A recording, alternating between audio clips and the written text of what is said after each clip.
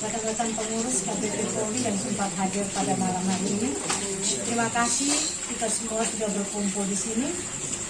Tujuan kehadiran kita di sini antara lain karena berbagai macam persoalan yang dihadapi dalam tubuh KPP Polri saat ini. Salah satu yang menjadi topik yang cukup hangat akhir-akhir ini adalah di mana kita telah melaksanakan kegiatan diskusi tentang HAM dan gender. Itu menjadi topik hangat yang beredar saat ini dalam masyarakat sampai pada keluar. Untuk itu pada kesempatan ini kita berkumpul untuk lebih mengklarifikasi apa yang sudah terjadi dan apa yang kita lakukan dalam tubuh KPP Polri saat ini. Pertama, saya sebagai sekretaris 1 mau menjelaskan bahwa KPP Polri berdiri pada tanggal 9 Juni tahun 2020. Jadi boleh dikatakan masih seumur jagung. Sebentar lagi KPP Polri akan merayakan 1 tahun berdirinya. Dalam perjalanan waktu 1 tahun itu cukup banyak kegiatan-kegiatan yang sudah kami lakukan. Antara lain pada tanggal 1 Juli 2020 dalam rangka memperingati Hari Bayangkari pada tanggal 1 Juli kami melakukan kegiatan bakti sosial untuk para warakawuri dan langsung dipimpin oleh Kapolres. Selanjutnya kegiatan-kegiatan lain seperti donor darah dalam rangka Hari AIDS Sedunia, pembagian sembako pada panti-panti asuhan antara lain di Mita dan di Omere, juga aktif dalam melakukan mengikuti kegiatan sosial seperti bencana alam di Flores Timur, Adonara, dan Lembata. Dan terakhir yang kami lakukan adalah pembagian sembako kepada para warakuri yang beragama Muslim, juga pembagian takjil pada anak-anak panti asuhan di panti Wayoti. Dan terakhir kegiatan kemarin adalah melaksanakan diskusi tentang HAM dan gender. Itu saja yang bisa kami klarifikasikan, kami sampaikan pada saat ini. Selanjutnya kami buka diskusi ini atau kami serahkan kepada Pak John Bala sebagai Wakil Ketua HAM dan Hukum untuk memberikan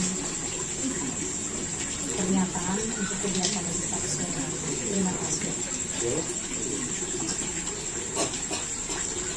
Baik, terima kasih Ibu Sekretaris. Dalam perjalanan KPP Polri selama hampir 1 tahun,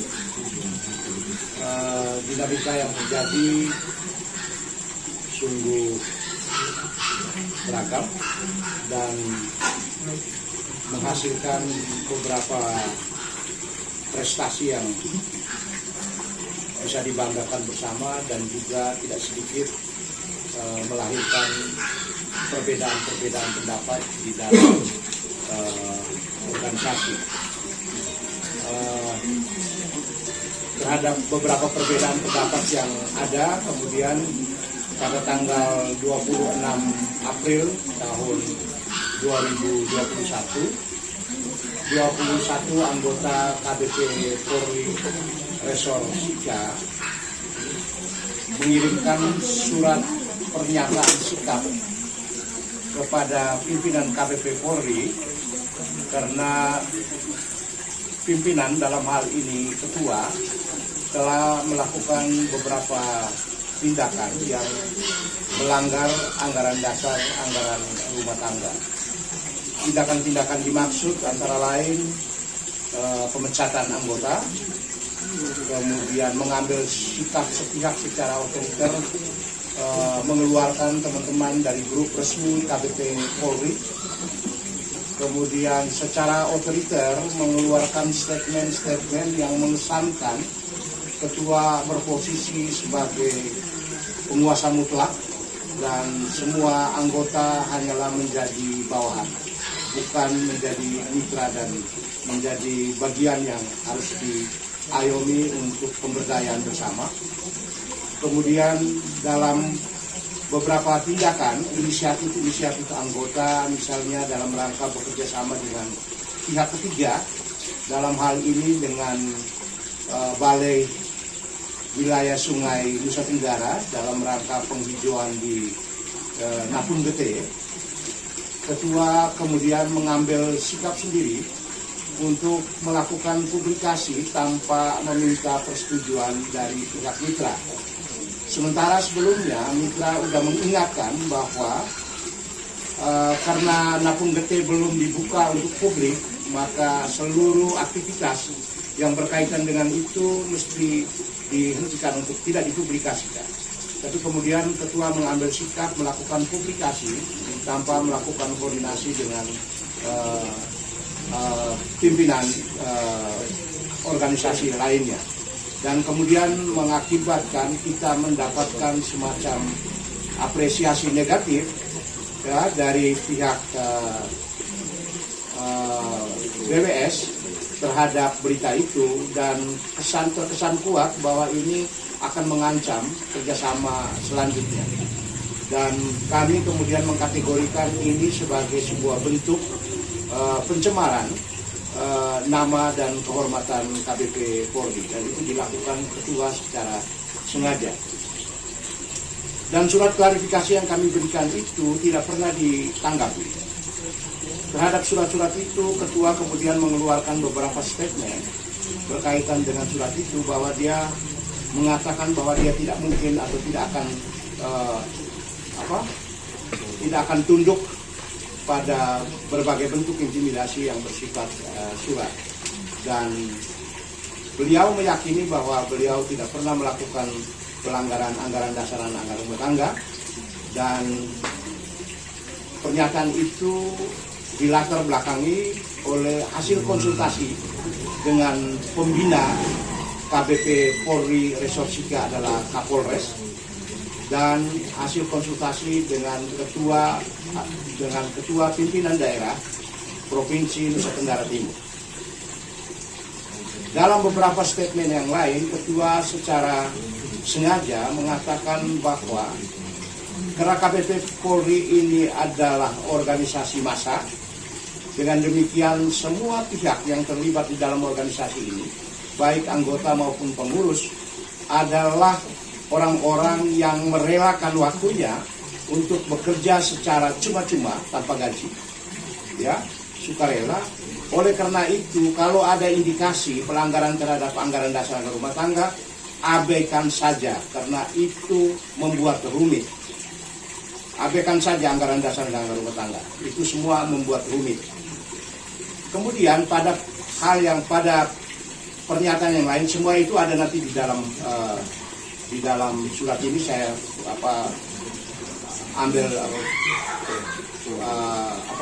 saya kutip langsung dari pernyataan itu.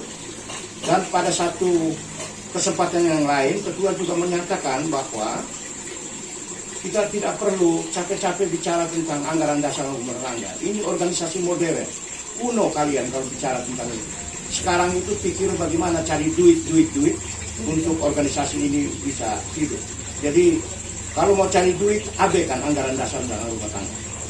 Nah, selanjutnya pernyataan ini kemudian menjadi dasar bagi kami untuk menetapkan sikap bahwa Ketua KBP Polri dengan beberapa pimpinan yang selama ini mendukung Ketua KBP Polri itu secara tegas bersikap anti terhadap anggaran dasar dan anggaran rumah tangga.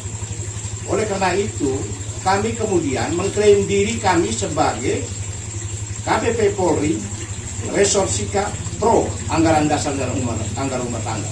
Dan kami memiliki 9 pimpinan mayoritas.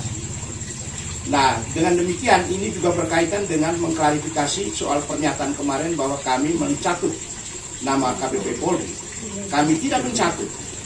Justru kamilah yang menjalankan tugas, menjalankan aktivitas berdasarkan anggaran dasar dan anggaran rumah tangga, karena mereka anti anggaran dasar rumah tangga. Jadi kalau misalnya ini dinyatakan kami melanggar anggaran dasar dan rumah tangga, mungkin teman-teman media harus membuat satu judul berita khusus untuk ini, suruh Ketua ngacak. ketua ngaca yang anti anggaran dasar dan anggaran rumah tangga itu adalah kami, ataukah ketua sendiri dengan beberapa statement yang sudah disampaikan.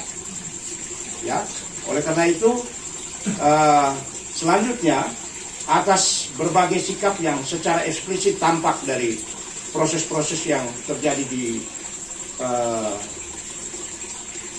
KPP Polri, hari ini surat telah ditandatangani oleh 9 pimpinan karena berdasarkan pasal 16 ayat 1, pimpinan KPP Polri tingkat resort adalah bersifat kolektif kolegial, dipilih dan disahkan oleh musyawarah resort,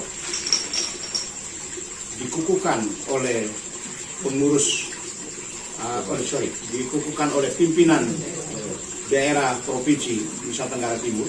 Tapi kemarin kami tidak dikukuhkan oleh pimpinan karena pimpinan berhalangan, lalu kami dikukuhkan oleh Wakapolres Sika pada tanggal 9 Juni 2020. Jadi dengan demikian kami ini adalah representasi dari KPP Polri yang total jumlahnya adalah 15 orang. Jadi 15 orang. Jadi kami ini adalah 9 dari 15 orang.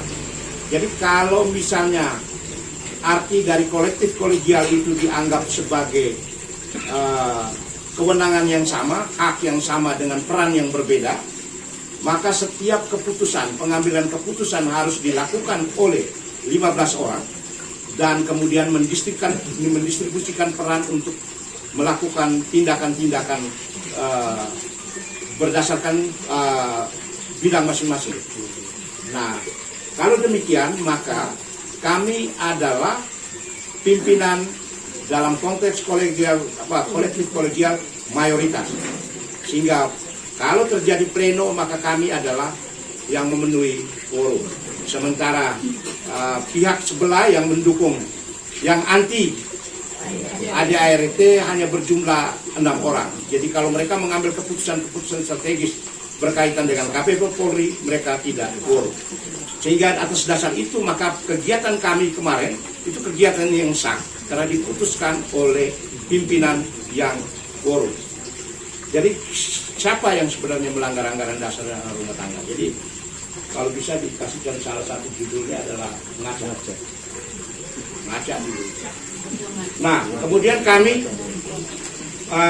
hari ini telah menandatangani, tadi saya ulangi lagi, telah menandatangani surat pernyataan mosi tidak percaya yang ditujukan kepada kepada pembina KPP Polri Resort Sika yaitu Kapolres dan kepada pimpinan PD dengan berbagai pertimbangan yang teman-teman bisa baca. Tapi jalan keluar yang kita ajukan adalah pertama agar pembina dan pimpinan KPP Polri Nusa Tenggara Timur melakukan evaluasi dan peninjauan kembali terhadap SK pengukuhan dan melakukan pemberhentian terhadap ketua yang sekarang melakukan pemberhentian terhadap ketua. Kemudian yang kedua, atau melakukan pleno pimpinan dalam rangka meminta pertanggungjawaban ketua, ya, dalam rangka meminta pertanggungjawaban ketua atas surat-surat yang telah kami kirimkan dan atas pernyataan-pernyataan yang dia buat di dalam WA grup KPP Polri. Dan selanjutnya kita melakukan upaya konsolidasi organisasi di tingkat resort. Apabila